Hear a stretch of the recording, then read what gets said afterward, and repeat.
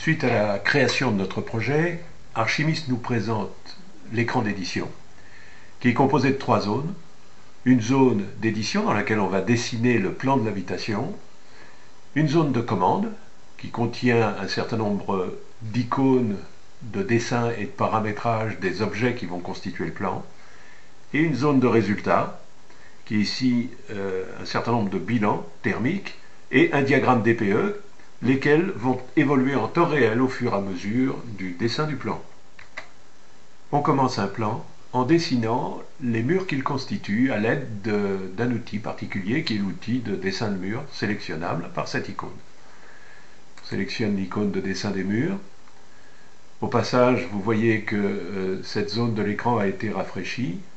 Les commandes d'Archimist sont contextuelles et l'affichage dépend de l'objet qui est sélectionné dans la zone d'édition. Je dessine donc un mur en faisant glisser ma souris ici, sur la distance qui m'intéresse. Vous voyez que ce mur est caractérisé notamment par une longueur, ici 6,37 m, et cette longueur peut être modifiée ici, dans cette zone d'édition. Par ailleurs, le mur est répertorié par 4 lettres, A, B, C, D, ce qui permet, on le verra tout à l'heure, de modifier la longueur en mesurant un côté ou un autre du mur.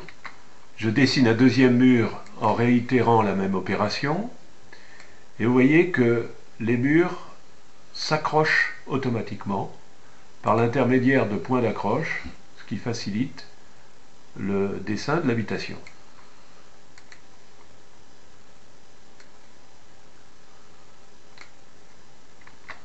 Le logiciel crée les pièces automatiquement dès lors qu'il détecte une boucle de mur.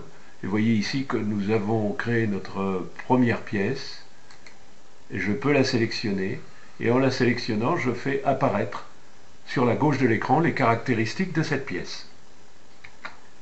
Remarquez que pour l'instant, la température qui s'affiche dans la pièce est de -3 degrés. Cette température correspond à la température extérieure du bâtiment pour la localisation que j'ai choisie. En l'occurrence, la ville de Yerres dans le Var. Et cette température représente la température de base, la température à partir de laquelle les déperditions du bâtiment vont être calculées. Pour l'instant, puisque ma pièce n'est pas chauffée, les bilans de puissance de l'étage du bâtiment et le bilan énergétique annuel sont tous à 0.